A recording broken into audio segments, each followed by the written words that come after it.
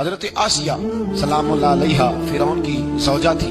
کوئی باہر نکل کر سوسائٹی میں دیکھیں، جب تک سوسائٹی میں ان کا بڑا مقام تھا تو رنگ اور تھا. جب تک وہ فرعون کی بیوی تھی ملکہ کہلاتی تھی. ایک ابرو کا اشارہ کرتی تھی تو 20 کنیزائیں خادمائیں ان کے سامنے کھڑی ہوتی تھی. درجنوں نوکرانیاں ان کے آگے اپنی گردنیں جھکاتی تھی. جب تک جناب آسیہ ملکہ تھی ان کا رنگ ڈھنگ اور تھا، لیکن جب تک ان کا ذکر قرآن میں نہیں تھا، تب تک ان کے تذکرے آسمانوں میں نہیں تھے، جب تک ان کا انتظار ہوئے نہیں کر رہی تھی. لیکن وہی جناب آسیہ جب کلمہ پڑھ گئی، حضرت موسیٰ پہ ایمان لے آئی، فرعون نے چھین لیا ان سے وہ عہدہ. لیکن جب کلمہ پڑھا تو فرعون نے ان کی گھر والوں کو بلا کے کہا اسے سمجھاؤ، اتنا بڑا عہدہ چھوڑ کے یہ کیا کرنے جا رہی ہے. گھر والوں نے آ کے سمجھایا تو وہ کہنے لگی مجھے تو سمجھ ہی آ جائیے، وہ جو مقام کو یہ مقام کہہ رہا ہے وہ مقام نہیں، وہ تو دھوکہ ہے. جس کو یہ مرتبہ کہہ رہا ہے وہ تو ایک دھوکہ ہے، فریب ہے کہ مجھے ملکہ بنا دیا گیا. میں قیمتی چیز تھی چھپانے کی اور مجھے ملکہ بنا کے اس نے دنیا کو بدلا دیا، وہ دھوکہ ہے. گھر والوں نے سمجھایا پر جناب آسیہ نہیں مانی. پھر فرعون نے کہا تو نے ساری زندگی آسانیوں میں گزاری ہے، میں تیری آسانیاں چھین لوں گا. تو آپ فرمانے لگی جب میں نے کلمہ پڑھا تھا نا، میں نے یہ ساری باتیں پہلے سوچ لی تھی، تو چھین لے جو چھیننا ہے. سارا کچھ چھین گیا. پھر وہ ملکہ جو اشارہ کرتی تھی تو ہزاروں لاکھوں لوگ حکم ماننے کو تیار ہوتے تھے. پھر اسی ملکہ کو بالوں سے پکڑ کر گھسیٹا گیا. پھر اسی ملکہ کو تھپڑ مارے گئے. پھر اسی ملکہ کو دیوار کے ساتھ کھڑا کر کے ہاتھوں میں موٹی موٹی میخیں کیل ٹھونک دیے گئے. پھر فرعون نے ان کے وجود پر تلوار کے زخم لگا کر مرچیں ڈالی. رات کا وقت تھا، بندی ہوئی ہے جناب آسیہ. حضرت موسیٰ کلیم ملنے آئے تو کہنے لگے بی بی تیرا اس وقت خیال کیا ہے؟ سوسائٹی میں مقام تو بڑا تھا اور آج تو تقویٰ پرہیزگاری کی منزل ہے، بظاہر تکلیف میں ہے، کیا محسوس کرتی ہے؟ جناب آسیہ کہنے لگی موسیٰ مجھ سے نہ پوچھئے، یہ بتلائیے میرا رب مجھ سے راضی ہے کہ ناراض ہے؟ یہ بتائیے وہ مجھ سے راضی ہے کہ ناراض ہے؟ اس کا میرے بارے میں کیا، میرے بارے میں ارادہ قدرت کیا ہے؟ تو جناب موسیٰ کہنے لگے رب کریم نے تیرے لیے جنت میں مکان بنا دیا ہے، جنت میں تیرے لیے محل تعمیر ہو گیا، تیرا عالی شان مرتبہ جنت میں بن گیا. ایک مقام سوسائٹی میں ہے، لیکن حضرت عائشہ نے سوسائٹی والا مقام قبول نہیں کیا. سوسائٹی والا مقام نہیں قبول کیا، وہ والا مقام قبول کیا ہے جو اللہ کی بارگاہ میں ہے اور اللہ کے کلیم کی بارگاہ میں ہے. نبی پاک صلی اللہ علیہ وسلم کی زوجہ حضرت سیدہ طیبہ طاہرہ سیدہ خدیجہ الکبریٰ رضی اللہ تعالیٰ عنہ کا وصال ہونے لگا تو محبوب نے فرمایا خدیجہ تو جنت میں جائے تو میری بیوی کو میرا سلام کہنا. حضور آپ کی بیوی کون سی؟ فرمایا جنت میں اللہ کریم میرا نکاح جناب آسیہ کے ساتھ فرمائے گا. اللہ انہیں سوسائٹی میں جو مقام تھا وہ تو عام تھا نا، رب انہیں مقام دے گا. کون سا؟ کہ اللہ انہیں اپنے محبوب کی زوجہ بنا کے پوری امت مسلمہ کی ماں بنا دے. کل ہمارے جو حکمران ہیں انہوں نے اس کا نام فارم ہاؤس رکھا ہوا ہے، میرا فارم ہاؤس. اور پرانے زمانے میں لوگ ڈیرا کہتے تھے، تو اس نے بھی اس طرح کا فارم ہاؤس بنایا ہوا تھا. وہاں پہ حضرت موسیٰ علیہ السلام تیرتے ہوئے تابوت کے اندر صندوق کے اندر جا رہے ہیں. فرعون اور ان کی بیوی حضرت آسیہ بے اولاد تھیں، بڑی تڑپ تھی بیٹے کی، وہ بھی وہاں کھڑی تھی. صندوق تیرتا ہوا آیا تو فرعون نے کہا کہ جاؤ پکڑ کے لاؤ دیکھو کیا ہے. جب وہ لے کے آئے نا تو آپ کی ہمشیرہ جو نگرانی کر رہی تھی پریشان ہو گئی کہ یہ تو اس کے ہاتھ لگ گئے، یہ تو اب مار ڈالے گا. لیکن جب خوبصورت اور چمکتا ہوا بچہ دیکھا تو بی بی آسیہ کہنے لگی یہ بنی اسرائیل کا ہے ہی نہیں، یہ تو پتہ نہیں کہاں سے بہتا ہوا یہاں آ گیا ہے. تم ایسے ہی چھوڑ، یہ پتہ نہیں کہاں سے ہے، رکھ نہ لیں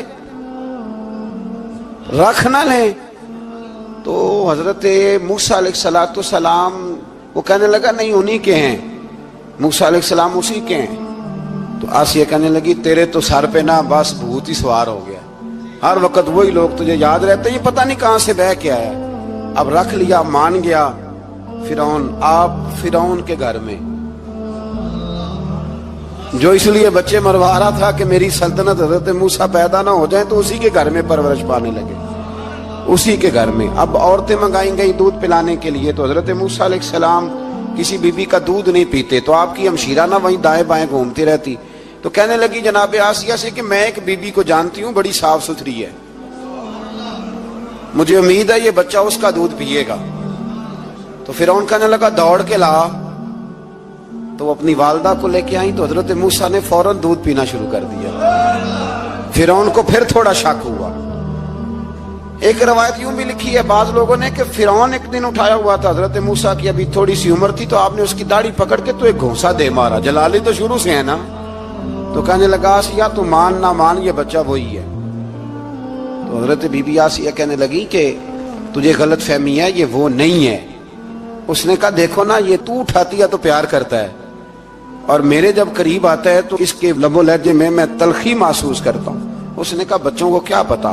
خیر، ایک طرف اس نے کھانے پینے کی چیزیں رکھ دی، ایک طرف انگارے رکھ دیے۔ وہ بھی حضرت آسیہ کہتی ہیں کہ تجھے سمجھ آئے بچے بچے ہوتے ہیں۔ حضرت موسیٰ بچے تو تھے، پر تھے تو اللہ کے نبی نا، اللہ کے نبی تھے۔ جب اس نے کہا نا یہ بچے ہیں، تو حضرت موسیٰ علیہ السلام بجائے انگاروں کی طرف جانے کے، نبی تھے، وہ سیدھے کھانے پینے والی چیزوں کی طرف بڑھنے لگے۔ فرعون کہنے لگا اب بتا۔ اللہ تعالیٰ نے حضرت جبریل کو بھیجا، انہوں نے کہا ادھر نہیں جانا، آپ ادھر جائیے۔ تو آپ آگ کی طرف گئے اور ایک کوئلہ اٹھا کے زبان پہ رکھ لیا۔ تو آسیہ کہنے لگی سمجھ آئی، بچے کو کیا پتا کدھر جانا ہے کدھر نہیں جانا، اگر وہ اتنا ہی خیال ہوتا، وہی بچہ ہوتا تو آگ۔ اور بعد مفسرین نے لکھا ہے یہ جو حضرت موسیٰ دعا مانگتے تھے نا، رب اشرح لی صدری ویسر لی امری، یہ وہ آگ کا انگارہ جب کوئلہ منہ میں رکھا تھا نا، تو اس کی وجہ سے زبان میں کچھ لکنت آ گئی۔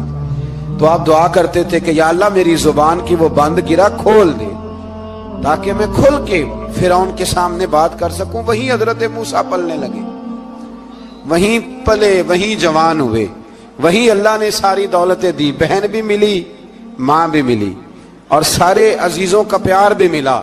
اسی گھر کے اندر اللہ نے پرورش کر کے فرعون کے ظلم سے بنی اسرائیل کو نجات عطا فرمائی۔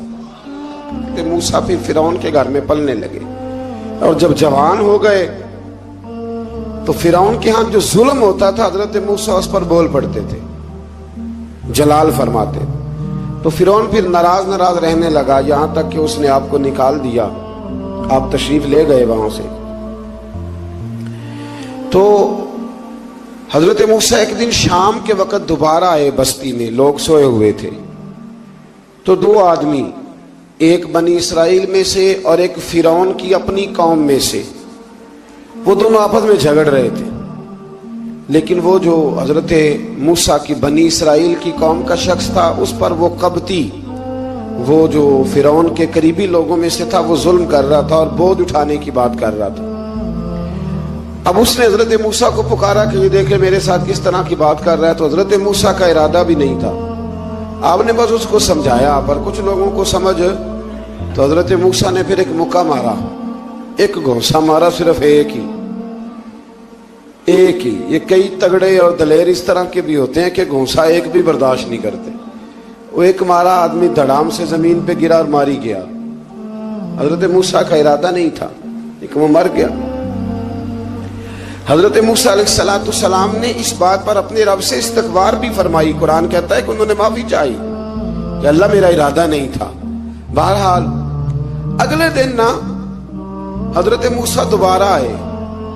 وہ سنا کرتے تھے نا ہم کہ بیوقوف دوست سے عقل مند دشمن بہتر ہوتا ہے۔ وہ کم از کم دشمنی تو عقل مندی سے کرتا ہے نا، لیکن جو بیوقوف دوست ہو بیوقوفی۔ حضرت موسیٰ دوبارہ آئے تو وہ بنی اسرائیلی اگلے دن کسی اور سے جھگڑا کر رہا تھا۔ پھر اس نے مدد کے لیے پکارا تو حضرت موسیٰ کہنے لگے مجھے لگتا یہ ہے کہ تیری عادت ہے، تو خود بڑا جھگڑالو ہے، تو نے روز نیا جھگڑا شروع کیا ہوتا ہے۔ حضرت موسیٰ جب اس کی طرف بڑھے نہ ڈانٹنے کے لیے تو اس نے شور کرنا شروع کر دیا، کہنے لگتا ہے جس طرح آپ نے اسے کل قتل کیا تھا مجھے بھی قتل ہی کریں گے۔ یہ انسانوں کا مزاج ہے کہ آپ جب تک کسی کے طبیعت کے مطابق چلیں گے وہ راضی رہتا ہے، اور ذرا آپ اس کی طبیعت سے ہٹتے ہیں تو وہ شور کرتا ہے۔ اس نے کہا جی آپ مجھے بھی لگتا ہے ماریں گے۔ حضرت موسیٰ کلیم اللہ علی نبینا علیہ السلام کے بارے میں جب اس نے شور کیا تو بات پھر فرعون کے دربار تک گئی۔ وہ تو پہلے ہی بہانہ تلاش کر رہا تھا۔ اس نے کہا ڈھونڈو پکڑو اور معاذ اللہ شہید کریں گے۔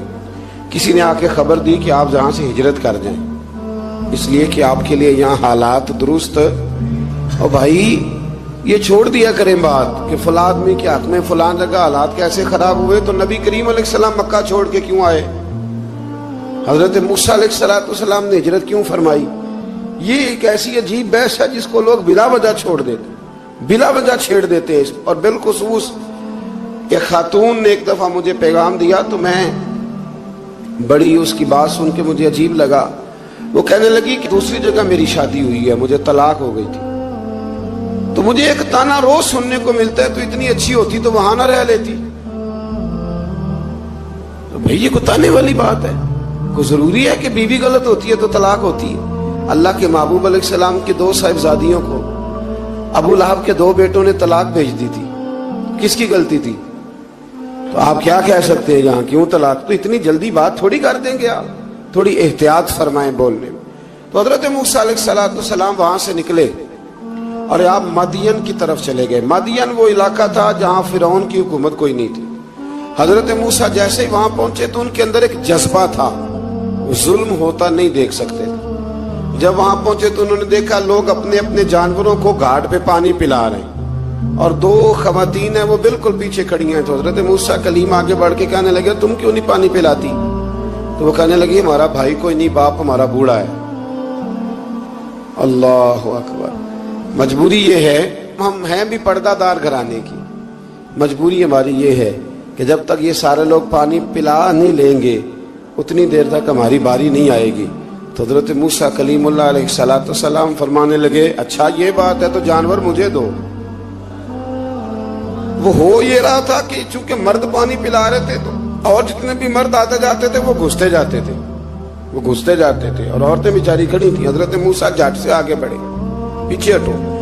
ان 2 خواتین پاک باز عورتوں کے جانوروں کو پانی پلایا اور پھر آپ دوبارہ وہیں بیٹھ گئے۔ وہ بیویاں جلدی جلدی گھر گئیں، جا کے اپنے والد سے کہنے لگی ابا جی کمال ہو گیا، اس بستی میں ایک ایسا آدمی ملا ہے جو عورتوں کی طرف دیکھتا ہے تو نیکی کرنے کے لیے آگے بڑھتا ہے، جو مجبور اور بے کس کے لیے اچھے جذبات رکھتا ہے۔ فرمایا جلدی لاؤ۔ کچھ مفسرین اور طرف بھی گئے ہیں لیکن جمہور نے لکھا ہے کہ وہ حضرت شعیب علیہ السلام تھے۔ حضرت شعیب نے گھر بلایا، اپنی ایک بیٹی کو بھیجا، فرمایا بیٹے بلا کے لاؤ۔ وہ جب گھر آئے تو آپ فرمانے لگے آپ میرے ساتھ اجرت طے کر لیں، 8 سال یا 10 سال آپ میری بکریوں کو چرائیں، میرے گھر میں رہیں۔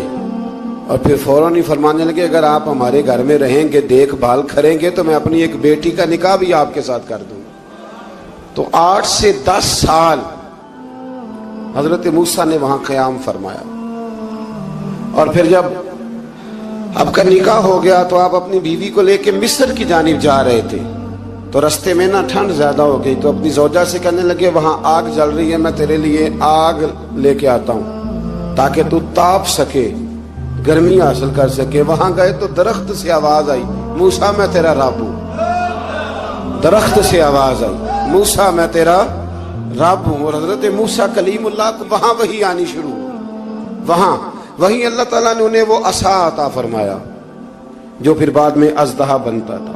رب کریم نے وہیں حضرت موسیٰ کلیم کو وہیں ید بیضا عطا فرمایا۔ اپنا ہاتھ گریبان میں ڈال کے نکالتے تھے تو چاند اور سورج کی طرح روشنی دیا کرتا تھا۔ ید بیضا لیے بیٹھے ہیں اپنی۔ میں کبھی کبھی کہا کرتا ہوں کہ مولا کے دینے کے انداز بڑے انوکھے ہیں۔ بھائی یوسف کو کنویں میں پھینکتے ہیں تو اللہ مصر کا حکمران بنا دیتا۔ تو پھر حضرت موسیٰ وہاں سے واپس آئے اور آ کر کے آپ نے دوبارہ وہ سارا نظام زندگی شروع فرمایا۔ موسیٰ علیہ السلام نے ان کو دعوت حق دی اور کہا کہ میں تمہارے پاس واضح نشانیاں لایا ہوں، بنی اسرائیل کو میرے ساتھ بھیج دو۔ فرعون نے معجزات پیش کرنے کے لیے کہا تو حضرت موسیٰ علیہ السلام نے اپنا عصا زمین پہ ڈالا، اپنا عصا، اپنی چھڑی، اپنا ڈنڈا زمین پہ ڈالا تو وہ ایک واضح اژدہا بن گیا۔ پھر حضرت سیدنا موسیٰ علیہ السلام نے اپنا ہاتھ گریبان سے نکالا تو وہ دیکھنے والوں کے لیے روشن ہو گیا، ہاتھ کے اندر نور پیدا ہو گیا۔ ید بیضا لیے بیٹھے ہیں اپنی آستینوں میں۔ فرعون کے سرداروں نے حق کو قبول کرنے کی بجائے اسے جادو قرار دے دیا اور کہا کہ یہ تمہیں اپنے ملک سے نکالنا چاہتا ہے۔ انہوں نے کہا اس معاملے کو ذرا ڈھیل دو اور جادوگروں کو جمع کرو۔ جادوگر آئے، انہوں نے فرعون سے کہا کہ ہم حضرت موسیٰ کے مقابلے میں جادو تو دکھائیں گے معاذ اللہ، لیکن اگر ہم غالب آ گئے تو پھر ہمارا انعام کیا ہوگا؟ سودا پہلے طے کرنا ہے، کیا انعام ملے گا؟ اس نے کہا کہ اگر تم غالب آ گئے تو میں تمہیں اپنا قریبی بنا لوں گا۔ بادشاہوں کا قریبی ہونا بھی تو بڑی بات ہے نا، لوگ بڑے پاپڑ بیلتے ہیں قریبی ہونے کے لیے۔ اور یہ جو قریبی ہوتے ہیں نا، بالخصوص جو بادشاہوں کے قریبی ہوتے ہیں، بادشاہوں کی تباہی کا سبب بھی یہی لوگ ہی بنتے ہیں۔ یہ ان کو روز خبر دیتے ہیں کہ سب اچھا ہے، سب اچھا ہے، اور دنیا کے زیادہ تر حکمران انہی لوگوں کی وجہ سے تباہ ہوتے ہیں چونکہ ان کا خود عوام سے رابطہ نہیں رہتا. اگر وہ خود عوام کے ساتھ ڈائریکٹ رابطہ کریں تو شاید انہیں اچھی اور صاف ستھری چیزیں سمجھنے کو مل جائیں. خیر، جادوگروں نے جب کہا ہمیں کیا دو گے تو اس نے کہا تمہیں قریبی بنا لوں گا. جادوگروں نے موسیٰ علیہ السلام سے کہا کہ آپ پہل کریں گے یا ہم پہل کریں؟ تو موسیٰ علیہ السلام نے کہا تم پہل کرو. جب جادوگروں نے اپنی رسیاں زمین پہ ڈالیں تو لوگوں کی نگاہوں کو سحر زدہ کر دیا، جادو کر دیا اور انہیں ڈروا دیا. انہوں نے کہا یہ تو بڑا جادو لے آئے. تو اللہ تعالیٰ نے حضرت موسیٰ علیہ السلام کو حکم دیا کہ آپ بھی اپنا عصا زمین پہ ڈالیں. ان کی رسیاں سانپ بن گئی تھی نا، دراصل وہ سانپ بنی نہیں تھی، لوگوں کی آنکھوں پر جادو ہو گیا تھا، انہیں سانپ نظر آ رہا تھا. فرمایا آپ بھی اپنا عصا زمین پہ ڈالیں. وہ عصا سانپ بنا اور جادوگروں کی ساری چیزوں کو نگل ہی گیا. ان کی بہت ساری رسیاں سانپ بنی تھی، ان کا ایک ہی عصا سانپ بنا اور سب کو نگل گیا. اس طرح کے معجزے کی حقانیت اور جادوگروں کا بطلان ثابت ہوا اور فرعونی رسوا ہو گئے. جادوگر سجدے میں گر گئے اور اللہ پر ایمان لے آئے. فرعون نے انہیں دھمکی دی کہ تم میری اجازت کے بغیر ایمان لے آئے ہو، میں تمہارے ہاتھ اور پاؤں مخالف سمت سے کاٹ دوں گا، یعنی الٹا ہاتھ کاٹ دوں گا، سیدھا پیر کاٹ دوں گا. میری بغیر اجازت ایمان لے آئے ہو اور تمہیں سولی پہ بھی چڑھوا دوں گا. انہوں نے کہا کہ ایمان لانے کی پاداش میں تم ہمیں سزا دینا چاہتے ہو. پھر انہوں نے اللہ تعالیٰ سے صبر اور استقامت کی دعا کی. اس کے بعد فرعون نے بنی اسرائیل کے بیٹوں کو قتل کرنے کی اور بیٹیوں کو زندہ چھوڑنے کا حکم دے دیا. موسیٰ علیہ السلام نے قوم کو صبر کی تلقین کی اور کہا کہ نیک انجام اہل تقوی کے لیے. یہاں ایک لطیف بات ہمارے صوفیاء نے بھی لکھی ہے. صوفیاء کہتے ہیں کہ فرعون نے کلمہ نہیں پڑھا اور جادوگر کلمہ پڑھ گئے. وہ کس طرح کلمہ پڑھ گئے؟ تو کہنے لگے دراصل انہوں نے آتے ہی حضرت موسیٰ کا ادب بڑا کیا تھا. جادوگر حضرت موسیٰ کے مقابلے میں آ کے بھی ان سے کہتے ہیں کہ رسیاں آپ پہلے ڈالیں گے کہ ہم ڈالیں؟ آپ عصا پہلے رکھیں گے کہ ہم رکھیں؟ تو اتنا سا ادب کیا تو رب کریم نے فرمایا جو نبی کا ادب کرے وہ بے ایمان نہیں رہ سکتا. جو نبی کا ادب کرے وہ بے ایمان نہیں رہ سکتا، اور جو نبی کی بے ادبی کرے وہ ایماندار نہیں رہ سکتا. ختم ہو گئی بات.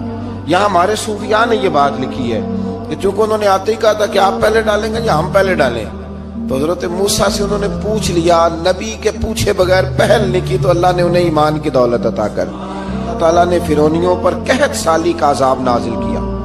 فرعونیوں کا طریقہ یہ تھا کہ اچھائی کو اپنا کمال گردانتے تھے، کہتے تھے یہ ہماری طرف سے، اور برائی کو معاذ اللہ بدشگونی کے طور پر موسیٰ علیہ السلام کی طرف منسوب کرتے تھے. کہتے تھے معاذ اللہ آپ کی وجہ سے یہ سارا کچھ ہو رہا ہے.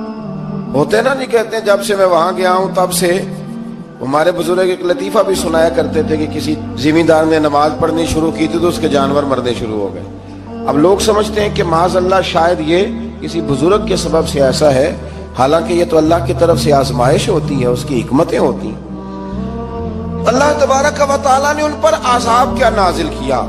آیت نمبر 130 اور 143 کا بھی آپ سورہ اعراف کی پڑھیں تو اللہ تعالیٰ نے ان پر ٹڈیوں کا، جموں کا، مینڈکوں کا اور خون کا عذاب نازل کیا. یہ کس قسم کا عذاب ہے؟ جمعے پڑ گئے، ٹڈیاں آ گئیں، یہ اللہ نے عذاب نازل کیا. جب وہ عذاب میں مبتلا ہوئے تو موسیٰ علیہ السلام سے کہا کہ آپ اللہ سے دعا کریں کہ ہم سے یہ عذاب ٹل جائے. اگر ایسا ہوا تو ہم ایمان لے آئیں گے، بنی اسرائیل کو بھی آزاد کر دیں گے. لیکن موسیٰ علیہ السلام کی دعا کے نتیجے میں جب عذاب ٹل جانے کے بعد فرعونی پھر اپنے وعدے سے پھر گئے. بنو قریظہ والوں نے بھی کئی دفعہ حضور سے وعدے کیے پر اپنے وعدوں پر قائم. ایک بات آپ سے یہاں روک کے عرض کر دوں، ہم بھی کئی دفعہ کہتے ہیں ذرا بریک کبھی گاڑی کی نہیں نہ لگتی تو ہم ارادہ کرتے ہیں کہ آج سے ہی نماز شروع کر دینی. ذرا طبیعت زیادہ لیل ہوتی ہے تو ارادہ کرتے ہیں نا کہ بھائی آج کے بعد ہم نے نیک، پھر کیا ہوتا ہے شفا ہو گئی تو چھٹی ہو گئی. یہ طریقہ درست نہیں، یہ تو کفار کا طریقہ بیان کیا نا قرآن پاک نے. یہاں فرمایا جب اللہ تبارک و تعالیٰ نے انہیں نجات دے دی تو اپنے وعدے سے مکر گئے، تو پھر اللہ تبارک و تعالیٰ نے बनी इसराइल को समुंदर पार करके ऐसी कौम के पास पहुंचा दिया जो बुतों की परस्तिश करती थी। वो तो बच गए, लेकिन फिरौनी सारे दरिया के अंदर गर्क हो गए। हजरत मूसा अलैहिस्सलाम से कहने लगे कि हमारे लिए भी ये खुदा बना दीजिए। हजरत मूसा अलैहिस्सलाम ने फरमाया, बुत परस्ती करने वाले जाहिल है। ये बुत परस्त कौम के पास जब गए ना बनी इसराइल वाले, बुत पूजते हुए देखा तो कहने लगे हमारे लिए भी सामने बना के रख दो।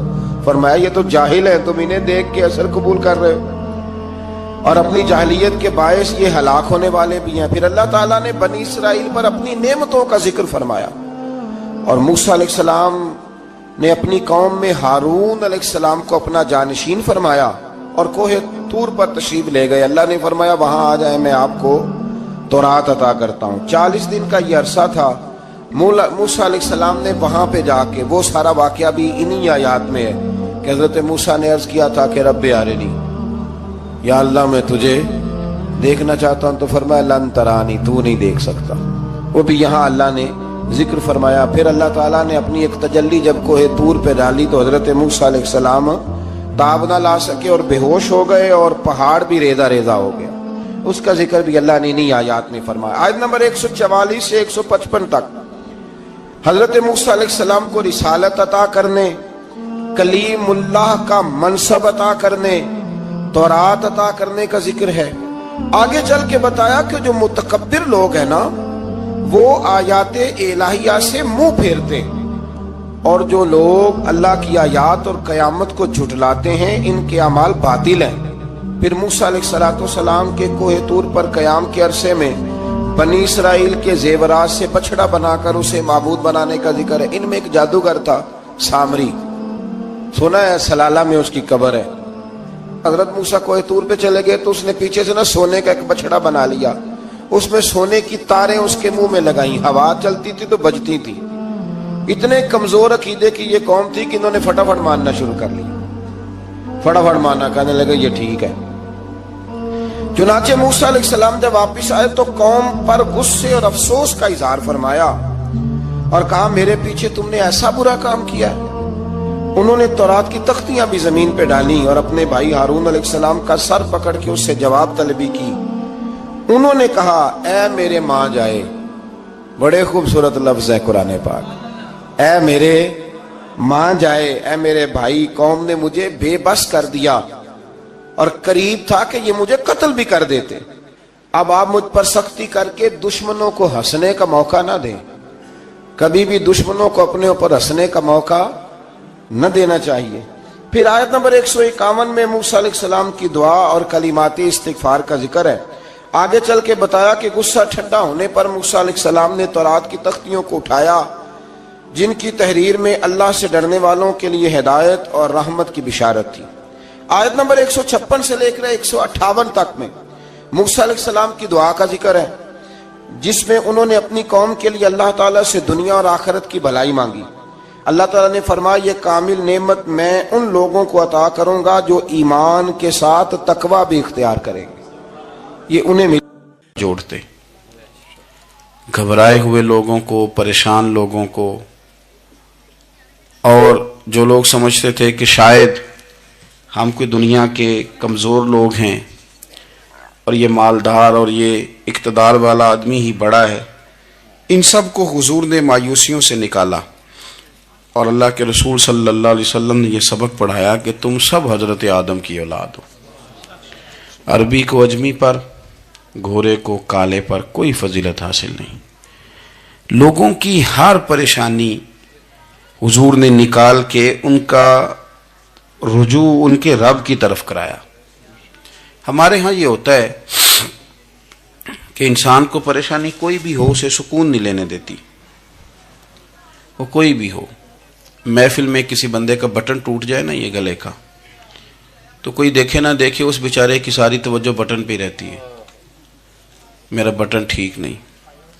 किसी बंदे ने कपड़े साफ ना पहने हों तो आप उस शख्स से कहें कि तुझे कुछ लोग मिलना चाहते हैं, तो वो अगरचे उसके पास PhD की डिग्री है, ढेर सारा माल है, वज़ादार है, साहिब इज़्ज़त है, लेकिन वो कहते यार मेरे कपड़े नहीं ठीक, तो मैं कोफ्त महसूस कर रहा हूँ, ज़रा मैं अपने आप को تھوڑا سا نہا دھو لوں، فریش کر لوں، پھر میں چلتا ہوں۔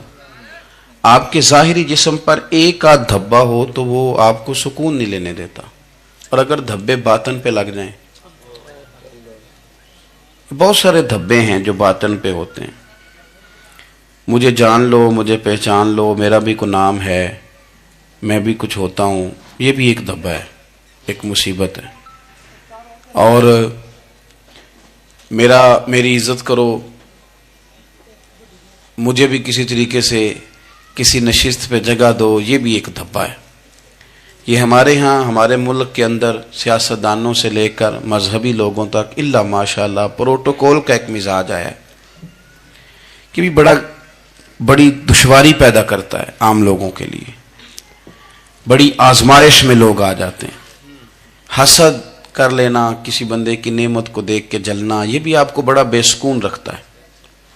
تکبر کرنا کہ میں کوئی چیز ہوں اور باقی کو تھوڑے سے مجھ سے چھوٹے ہیں، یہ سارے دھبے، یہ ساری نقصان کی چیزیں۔ اور نبی پاک صلی اللہ علیہ وسلم نے تعریف یہ بیان کی، فرمایا ما حاک فی صدرک، یہ جو تیرے گناہ ہیں یہ تیرے سینے میں کھٹکیں گے، یہ تجھے بے چین رکھیں گے، یہ کانٹے کی طرح چبھیں گے۔ تو جتنے مرضی اچھے کپڑے پہن لے، جتنی مرضی اونچی جگہ بٹھا دیا جائے، اگر تیرے اندر کوئی روگ ہے وہ تجھے سکون سے نہیں جینے دے گا۔ رسول کائنات صلی اللہ علیہ وسلم نے نا لوگوں کی توجہ رب کریم کی جانب لگائی۔ حضور نے لوگوں کو بتلایا کہ تمہارا رب نا عاجزی کو پسند کرتا ہے، تمہارا رب سادگی کو پسند کرتا ہے، تمہارا رب انسانوں سے پیار کرنے والے کو پسند کرتا ہے۔ حضور سید عالم صلی اللہ علیہ وسلم نے ہمیں یہ سبق پڑھایا کہ زیادہ باتیں کرنے والے کو نہیں، اللہ سچ بولنے والے کو پسند کرتا ہے۔ بہت اونچے اور لمبے چوڑے دولت والے اور مالدار آدمی کو نہیں، بلکہ جو آدمی دیانتداری سے زندگی گزارے، رب اس کو زیادہ محبوب رکھتا ہے۔ تو ہماری یہ جتنی بھی آزمائشیں ہیں، میلاد والے محبوب صلی اللہ علیہ وسلم نے نا یہ ساری ہماری دور فرما دی، ساری۔ آپ دیکھیں ہمارے ہاں ایک بیماری ہوتی ہے، وہ تکبر کی بیماری ہے، اور وہ صرف مالدار کوئی نہیں ہوتا، بلکہ حضرت سعدی شیرازی فرماتے ہیں کہ میں نے بہت سارے جھکے ہوئے لوگوں میں تکبر دیکھا ہے۔ جو بڑا میٹھا بولتے ہیں نا، کئی دفعہ کہتے ہیں جی کیا بات ہے جی، سبحان اللہ، ماشاء اللہ، بڑا میٹھا بولتے ہیں، تو یہ نہیں میٹھا نہیں بول رہے ہوتے، یہ آپ کو شیشے میں اتار رہے ہوتے ہیں۔ آپ نے کسی کی تعریف کر دی ہے تو پشت کے پیچھے کریں، وہ اصل تعریف ہے۔ آپ کوئی ایسا کام نہ کریں جس سے چھلکے لفظوں میں کہ میں نے کسی کو بنایا ہے، اس سے نا آپ کو خود محسوس ہوگا کہ میں حقیقت پہ زندگی نہیں گزار رہا، میں تو کوئی اداکاری کر رہا ہوں۔ اور جو لوگ کہتے کچھ اور ہیں، کرتے کچھ اور ہیں، تو وہ خود بڑے پریشان رہتے ہیں، وہ جانتے ہیں کہ یار یہ میں کہاں الجھ گیا ہوں۔ تو بھائی یہ جو بہت زیادہ ہمارے دلوں کے اندر چیز ہے، اور یہ ہر مقام پر بہت سارے لوگوں کو یہ چیز حاصل ہے، میں دیکھتا ہوں کہ درجہ بدرجہ ان چیزوں کا شمار ہے۔ کچھ کا خیال ہے کہ میری ڈگری زیادہ ہے، اور کچھ کا خیال ہے کہ مجھے عقل زیادہ ہے، کچھ کا خیال ہے کہ میری شہرت زیادہ ہے، تو کچھ کا خیال ہے کہ میری دولت زیادہ ہے۔ آہستہ آہستہ وہ الجھاؤ پیدا ہوتا ہے، کسی کا کچھ نہیں جاتا، وہ خود آدمی بے چین رہتا ہے۔ حال دیکھیں نا، یہ میری طرح کو بندہ آ جائے نا محفل میں، جس کو عادت ہے اسٹیج پہ بیٹھنے کی، اچھے لوگوں کی، بزرگوں کی، سادات کی بات نہیں کرتا، تو اس کو کبھی بیچارے کو پیچھے بیٹھنا پڑ جائے نا، تو وہ گردن اونچی کر کر کے نقیب محفل کو دکھاتا ہے کہ میں آ گیا، کسی طریقے میں بھی ساتھ لے کے، بے چین رہتا ہے۔ اور اگر اسے سکون حاصل ہو کہ بھئی حضور کی محفل میں بیٹھنا ہے، جہاں جگہ مل گئی وہیں پہ ٹھیک ہو، اور وہ سکون کے ساتھ، دیکھو اس محفل کا مہمان خصوصی میں نہیں، حضرت بزرگ تو سرپرستی کاری رہے ہیں، میں نہیں، اس محفل کا تو مہمان خصوصی وہ بندہ ہے جس نے محفل سے پہلے یہاں جھاڑو دیا ہے، جس نے یہاں دریاں بچھائی ہیں، جس بیچارے کی فوٹو بھی کوئی نہیں آئی، وہ مہمان خصوصی ہے۔ اور اس محفل کا تو وہ مہمان خصوصی ہے جو چپ کر کے کہیں کونے میں بیٹھا ہے، اس کو کوئی دلچسپی نہیں کہ کوئی مجھے بھی جانے گا، کوئی مجھے بھی پہچانے، اسے تو اتنا پتہ ہے کہ میں اپنے پیارے حبیب کی تعریف سننے کے لیے آیا ہوں۔ آپ اپنے اس طرح آپ کا ذوق دوبالا رہے گا اگر آپ عاجزی کے ساتھ، انکساری کے ساتھ، رب رسول کی رضا کے لیے کسی جگہ بھی آپ اپنے آپ کو سیٹ کر لیں گے تو ماحول آپ کا ٹھیک رہے گا، ورنہ آپ الجھاؤ کا شکار ہیں، ورنہ آپ پریشان ہیں، ورنہ آپ تکلیف میں، ورنہ آپ آزمائش میں۔ بخاری شریف میں حدیث ہے، قاضی ایاز مالکی رحمۃ اللہ علیہ نے بڑی تفصیل سے لکھی ہے، راوی حضرت انس بن مالک ہیں۔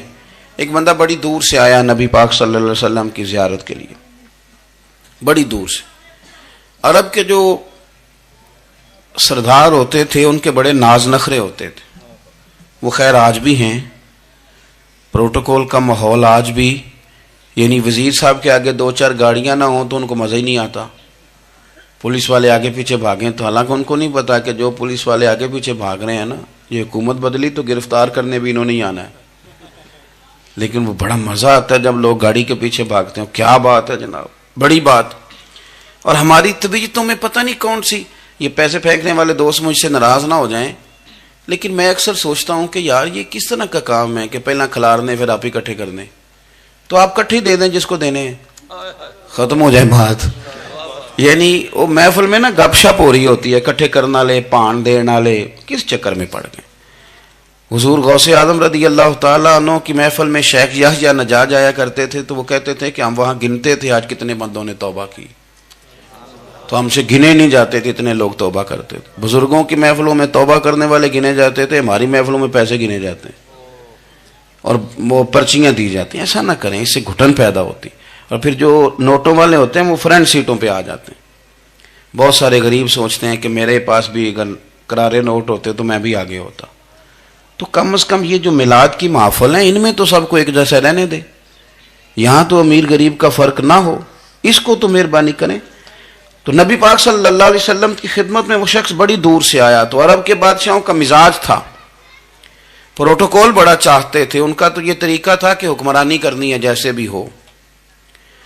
اگر کسی غلام نے دھوپ میں بندھا رہ گیا، اونٹ اور چھاؤں میں نہیں باندھا تو درے مارتے تھے، اور اگر اس نے کھول کے باندھ دیا تو پھر بھی مارتے تھے، کہتے تھے اتنا سیانا ہو گیا تو انہیں پوچھا ہی نہیں، خود بخود ہی باندھ دیا۔ وہ شخص حضور کی بارگاہ میں آیا اور بہت سارے لوگوں کے پاس کیونکہ وہ جاتا تھا اپنے سربراہ کا پیغام لے کے، تو وہ کانپ رہا ہے جب حضور کی بارگاہ میں گیا، ڈر رہا ہے۔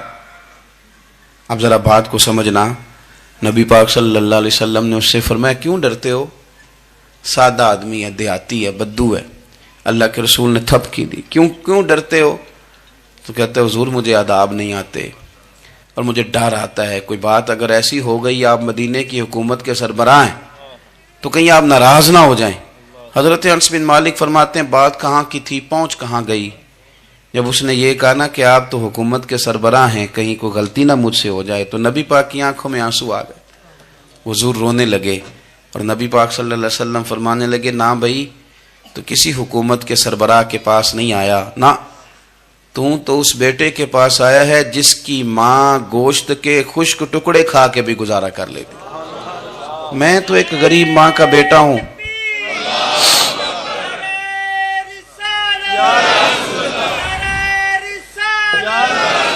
بھائی اگر آپ کا یہ ذوق بن جائے، دیکھو نا آج تو لوگ بھول جاتے ہیں نا، کپڑے بدل لیتے ہیں تو وہ سمجھتے ہیں کہ شاید سارا کچھ ہی بدل گیا، یعنی گاؤں سے آ کر پڑھنے والے بھول ہی گئے ہیں کہ کس کی ماں نے کتنا زیور بیچا۔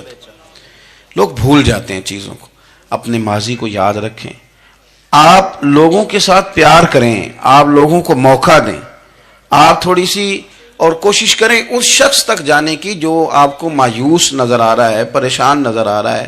یہ ہمیں میلاد والے محبوب صلی اللہ علیہ وسلم نے درس دیا۔ ایک اور پہلو، حضور سید عالم صلی اللہ علیہ وسلم نے، ہمارے ہاں نا ابھی بھی برادری کی تقسیم ہے، ابھی بھی، اور کچھ میں نے ایسے کمزور لوگ بھی دیکھے، یہ اس طرح کی حرکتیں ہارے ہوئے لوگ کرتے ہیں، ہارے ہوئے لوگ جو اپنے آپ کو سمجھتے ہیں کہ میں کوئی بڑا آدمی ہوں۔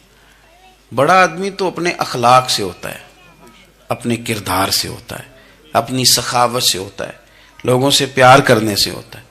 باقی یہ کہ بیٹھ کے کہانی سنانا کہ میں بڑا کچھ کرتا ہوں، تو جو کچھ کرتا ہوتا ہے اسے سنانے کی کوئی ضرورت ہے۔ ایک اور بہت سارے لوگ آپ تعزیت کرنے جائیں نا والد کے انتقال کے بعد، تو ان بیچاروں کو بتانا پڑتا ہے کہ ابا جی میرے بغیر دوائی نہیں کھاتے تھے۔ تو میں کہتا ہوں اگر تیرے بغیر نہیں کھاتے تھے پھر بتانے کی ضرورت نہیں، پھر تو سارے گاؤں کو پتا ہوگا کہ تیرے بغیر نہیں کھاتے تھے۔ اور اگر کوئی دال میں کالا ہے تو پھر تیری وضاحت کوئی بندہ قبول نہیں کرے گا۔ تو آپ کو بتانا کیوں پڑ رہا ہے؟ اور آپ بار بار اس بات کا ذکر کیوں کر رہے ہیں کہ ہم بہت بڑے قبیلے کے ہیں؟ صاحب اگر آپ بڑے قبیلے کے ہیں تو پتہ ہوگا سارے علاقے کو آپ کتنا لوگوں کا خیال کرتے ہیں، آپ کس قدر محبت کرتے ہیں، آپ کا انداز کریمانہ کس طرح کا، پھر آپ کو بتانے کی کوئی ضرورت نہیں ہوتی، پھر خود بخود خبر ہوتی ہے۔ حضرت سیدنا ابو ذر غفاری رضی اللہ تعالیٰ عنہ، قبیلہ بنو غفار ایک بڑی شاخ تھی قبیلوں میں سے، جو لوگ اس زمانے میں مالدار قبیلوں سے تعلق رکھتے تھے ان میں سے ایک بڑا نام تھا۔ ساری زندگی چودراہٹ کی، لیکن میلاد ایک انقلاب کا نام ہے۔ میں میلاد منانے والے دوستوں سے گزارش کرتا ہوں کہ آپ ہر سال میلاد منائیں، اور ہر سال میلاد کے بعد آپ تھوڑے بدل بھی جائیں، یعنی تھوڑے سے بدل جائیں۔ کچھ لوگ کہیں یار یہ داڑھی میں نے نا 12 ربیع الاول والے دن رکھی تھی، یہ میری میلاد والی داڑھی ہے، اور داڑھی رکھیں بھی نبی پاک کی مرضی کی۔ کس کی مرضی کی؟ نہ ناراض ہو جائے جی میں ٹور چلا، بس کس مرضی کی جی؟ اپنی مرضی کے نہیں۔ داڑھی کا وزن کو نہیں ہوتا کہ پوری مٹھی رکھیں گے تو آپ کو کوئی دقت ہوگی، کوئی وزن نہیں، پوری رکھیں، جو حضور کا طریقہ مبارکہ ہے جو ہمیں ملتا ہے اس پر آپ توجہ فرمائیں۔ تو میں جو بات عرض کرنے جا رہا ہوں وہ میلاد انقلاب ہے۔ حضور سید عالم صلی اللہ علیہ وسلم کی بارگاہ میں آنے سے پہلے لوگ کچھ اور ہوتے تھے، اور یہاں سے ہو کے جاتے تھے تو پھر ان میں تبدیلی آتی تھی۔ میں سارا دن کرامتیں سناؤں نا کسی کو اپنے پیر صاحب کی اور اپنے گھر میں بھی کہ میرے حضرت بڑے، میرے استاد بڑے، لیکن بیوی کے ساتھ اگر میں ترش لہجے میں بات کروں گا تو وہ کہے گی اے سکھاندے نے تینوں پیر صاحب، دوست کہیں گے یہ سکھاتے ہیں آپ، تو آپ کی کہانیاں نہیں چلتی، آپ کا کردار چلتا ہے۔ حضرت ابو ذر غفاری رضی اللہ تعالیٰ عنہ فرماتے ہیں چونکہ میں چودھری تھا، سیدنا بلال حبشی رضی اللہ تعالیٰ عنہ کے پاس میں بیٹھا تھا، کسی بات میں بات آگے بڑھی اور بڑھتے بڑھتے بات شکرنجی تک چلی گئی، رائے کے اختلاف نے باتوں میں تلخی پیدا کر دی، اور جب تھوڑے لفظ اور تیز ہوئے تو میں نے انہیں کہہ دیا چپ کر، تو ابشن کا بیٹا ہے۔ کس کے بیٹے تھے حضرت بلال؟ کہتے ہیں جب انہوں نے مجھے کہا تو میرا دل بڑا ٹوٹا، لیکن میں نے ارادہ کیا کہ میں نے حضور کی بارگاہ میں نہیں عرض کرنی، اب ہر بات کی ہم حضور کی بارگاہ میں شکایت کریں۔ لیکن میں جا کے مسجد میں بیٹھا اور جب سرکار آئے نا، ارادہ نہیں تھا کہ عرض کروں گا، لیکن حضور کا چہرہ دیکھا تو دکھ میرا خود ہی تازہ ہو گیا۔ رونے کا بھی تو تب ہی مزہ آتا ہے نا کوئی اپنا ملے تو۔ فرماتے ہیں کہ میرے آنسو نا بغیر اختیار کے چھلک پڑے اور میں کھل کے روئے، کھل کے۔ قربان جاؤں محبوب کے بھی حضور نے پاس نہیں بلایا، بلکہ نبی پاک اٹھ کے خود میرے پاس آئے اور مجھے کندھوں سے پکڑ کے سینے سے لگایا، اور جب میں کھل کے رو لیا تو حضور میرے آنسو پوچھنے لگے۔ کچھ شعر ایسے ہوتے ہیں جو کسی نے کہے ہوتے ہیں، اور کہنے والا جو ہوتا ہے وہ صاحب حال ہوتا ہے، تو اس میں کچھ خوبصورتی زیادہ ہی ہو جاتی ہے۔ ایک پنجابی کے شاعر ہمارے گجرات میں گزرے، بزرگ تھے، ان کا ایک شعر ہے، وہ کہتے ہیں ایک واری میری آنکھیاں چوں انہوں نے اتھرو پونجے سن، ایک واری میری آنکھیاں چوں انہوں نے اتھرو پونجے سن، ہن تے چسکا پہ گیا رونے دا۔ ایک واری میری آنکھیاں چوں انہوں نے اتھرو پونجے سن، ہن تے چسکا پہ گیا رونے دا، تے ہر ویلے آہو زاری دا۔ تو میں روز رونے لگا ہوں، مزہ ہی بڑا آیا ہے جب سے محبوب نے چپ کرانا شروع کیا۔ میرے عزیز، اور پھر حضرت بلال حبشی رضی اللہ تعالیٰ عنہ چونکہ حضور کے غلام تھے اور انہیں پتہ تھا کہ سرکار میری ناز برداری کرتے ہیں، حضور نے چپ کرایا۔ فرمایا کیوں روتے ہو؟ تو عرض کرنے لگے یا رسول اللہ صلی اللہ علیہ وسلم، اگر میں ابشن کا بیٹا ہوں تو میری تو غلطی کوئی نہیں نا، یہ تو تقسیم اللہ کی ہے نا۔ الذی خلقک فسواک فعدلک فی ای صورت ما شاء رکبک، جس طرح وہ چاہتا ہے، جس کو چاہتا ہے اس طرح کی اس کی صورت بنا دیتا ہے۔ تو مجھے ابشن کا بیٹا کہا جاتا ہے، میری غلطی کیا ہے؟ حضرت بلال نے بھی نہیں بتایا کس نے کہا، لیکن نبی پاک صلی اللہ علیہ وسلم نے کیا فرمایا؟ امام یوسف صالحی نے لکھا ہے، ذرا غور کرنا بات پر، تسلیاں لوگ اور رنگ میں بھی دیتے ہیں پر یہ تسلی بڑی انوکھی ہے۔ حضور فرمانے لگے بلال اگر تو ابشن کا بیٹا تو پریشان کیوں ہوتا ہے؟ کالے رنگ والی ماں کا بیٹا ہے تو پریشان کیوں ہوتا ہے اگر تیری والدہ کا رنگ کالا ہے تو؟ عرض کی حضور آپ کیا فرمانا چاہتے ہیں؟ تو سرکار فرمانے لگے میں 2 ماؤں کا بیٹا ہوں، ایک جناب آمنہ جنہوں نے مجھے پیدا کیا، اور ایک حضرت ام ایمن جنہوں نے میری پرورش کی، مجھے بڑا کیا۔ حضور فرمانے لگے میری ماں آمنہ کا رنگ گورا تھا اور میری ماں ام ایمن کا رنگ کالا ہے. تو فرمایا اگر تجھے کسی نے کالے رنگ والی ماں کا بیٹا کہا تو اسے کہہ دینا مدینے والے محبوب کے بھی تو ایک والدہ کا رنگ کالا ہے. تو کہہ دینا.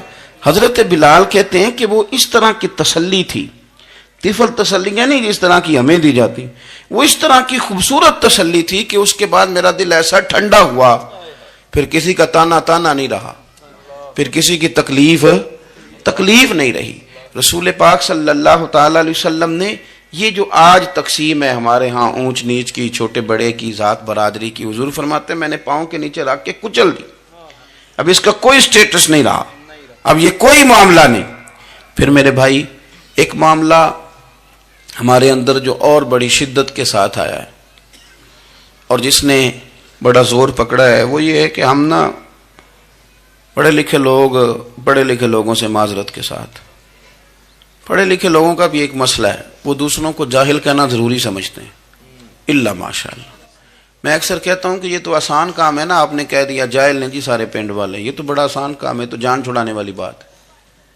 ان پڑھ ہیں جی اس قوم دا کچھ نہیں بن سکتا، بھی تو آسان کام ہے، جان چھوٹ گئی. میں بھی کھڑا ہوتا ہوں نماز جنازہ کی امامت کرنے کے لیے، کبھی تو کہہ دیتا ہوں کہ جناب آج لوگوں کو نماز جنازہ کی دعا نہیں آتی، تو سوچتا ہوں کہ اگر کسی نے کھڑا کر کے پوچھ لیا کہ آپ نے کتنے لوگوں کو یاد کرائی ہے، ہم نے کبھی کہا کہ آؤ بیٹھو یاد کراؤں، تو اس کا جواب کیا ہے؟ تنقید کرنا آسان کام ہے اور تعمیر کرنا یہ مشکل مرحلہ ہے. عزیز دوست، ہمارے ہاں نا ان پڑھ بندے کے ساتھ اور اس بندے کے ساتھ جس کی سوچیں محدود ہیں ہمارا رویہ اتنا تلخ ہوتا ہے. بھائی مزہ تو تب آتا ہے نا جب آپ کو کچھ لوگ کہتے ہیں میں اچھے کے ساتھ اچھا ہوں، تو اچھے کے ساتھ تو ساری دنیا اچھی ہوتی ہے، آپ نے اس میں کیا کمال کیا؟ حضور سید عالم صلی اللہ علیہ وسلم نے تو فرمایا اس کے ساتھ جوڑو جو تمہارے ساتھ توڑ رہا ہے، جو سخت رویہ اختیار کرے، سخت. بخاری مسلم میں حدیث ہے، حضرت عمر فاروق رضی اللہ تعالیٰ عنہ، حضرت انس بن مالک فرماتے ہیں کہ حضور سید عالم صلی اللہ علیہ وسلم گزر رہے تھے اور سرخ رنگ کی نہ نجرانی دھاری دار چادر سرکار نے اوڑھ رکھی تھی. ایک بدو آ گیا، اس نے کیا کیا کہ حضور کی مقدس چادر کو پکڑ کے کھینچا اور اس زور سے کھینچا کہ گردن مبارک پہ نشان پڑ گیا. زور سے دروازے پہ دستک دے دینا بھکاری، تو اسے خراش شرات کوئی نہیں ملتی، البتہ جھٹکیاں دو چار ضرور مل جاتی. توڑنا ہے دروازہ، خیرات لینے آیا کہ تو قرضہ لینے آیا؟ اس نے آ کر کے زور سے چادر کو کھینچا، مقدس گردن پہ نشان پڑ گیا. سرکار نے رخ انور پھیرا، کہتا پتہ کیا ہے، میں غریب آدمی ہوں، کچھ مانگنے آیا ہوں. بھئی تو گلے میں چادر ڈال کے مانگے گا؟ لیکن یہ آپ کا کمال ہے. یہاں اب آپ کے علم کا، آپ کے حوصلے کا، ظرف کا پتہ چلتا ہے. کھینچی چادر، کچھ مانگنے آیا ہوں. اور صحیح بخاری کے لفظ یہ ہیں کہ فَالْتَفَتَ إِلَيْهِ فَضَحِكَ، جب محبوب نے اس کی طرف توجہ کی، اس کی بات سنی، اس نے گلے میں چادر ڈال کے کھینچا ہے، نشان ڈال دیا ہے. لیکن جب حضور نے توجہ کی تو فَضَحِكَ، نبی پاک نے مسکرانا شروع کر دیا. حضور مسکرائے، یعنی چادر ڈال کر کھینچنے والے. اور یہ چیز آپ کو بڑا کر دے گی. آپ یقین کریں، آپ کو کسی نے برا کہا تو آپ نے ڈبل برا کہا تو آپ تانگ ہوں گے. ہنڈیا جب جلتی ہے تو اس کے کندھے، ابلتی ہے تو اس کے کندھے جل جاتے ہیں. آپ کسی کو اینٹ کا جواب پتھر سے دے کے پریشان ہوں گے، لیکن اگر آپ نے کہہ دیا نا چل یار موج کر، ہور کر لے دو گلا، اور آپ ہنسیں، یہ بڑی پاکیزہ سزا ہے دشمن کے لیے، بڑی صاف ستھری. جتن جتن تے ہر کوئی کھیڈے، ہارن کھیڈ فقیرہ، جتن جتن تے سارے لوگ کر دینا کام جتنے والا، میں نے جیتنا ہے. تو درویش کہتے ہیں جتن جتن تے ہر کوئی کھیڈے، تو ہارن کھیڈ فقیرہ. اوے جتن دا مل کوڈی پیندائی، ہارن دا مل ہیرا، ہارن دا مل ہیرا. کبھی کبھی ارادہ کریں چل کوئی بات نہیں کر لے یار، پھر کیا ہے. اور یہ کام آئے گی چیز بہت زیادہ. حضور صلی اللہ علیہ وسلم سے کہنے لگا کچھ مانگنے آیا ہوں. تو اب حضور نے کیا فرمایا؟ فرمایا ایک دو چار بکریاں نہیں، دو پہاڑیوں کے درمیان جو ریوڑ ہے نا بکریوں کا، اجڑ، فرمایا سارے اس کو دے دو. اب اس نے وہاں تو کوئی جملہ نہیں کہا، گھر چلا گیا اپنے گاؤں قبیلے، اور وہاں جا کے لوگوں سے کہنے لگا سارے ادھر بیٹھے ہو، जाओ दौड़ जाओ मदीने जाके मुस्तफ़ा का कलमा पढ़ो। कहने लगे वो तो इतना देते हैं कि गुर्बत का डर भी दूर हो जाता है। तो नबी पाक सल्लल्लाहु अलैहि वसल्लम का उन लोगों के साथ जो अनपढ़ हैं, जो साधे, आज हमारे बच्चे अपने अब्बा जी को भी कह देते हैं तुसी पढ़े नहीं, उन दौर बदल गया है। मैं एक शादी की तकरीब में जा रहा था, मेरे आगे आगे वालिद साहब को बेटा समझा रहा है, कहते अब्बा जी उन्ना उत्थे जाके ना मिठे चौलां ते सालन पा के ना खाया जी, बंदा माड़ा लगता है।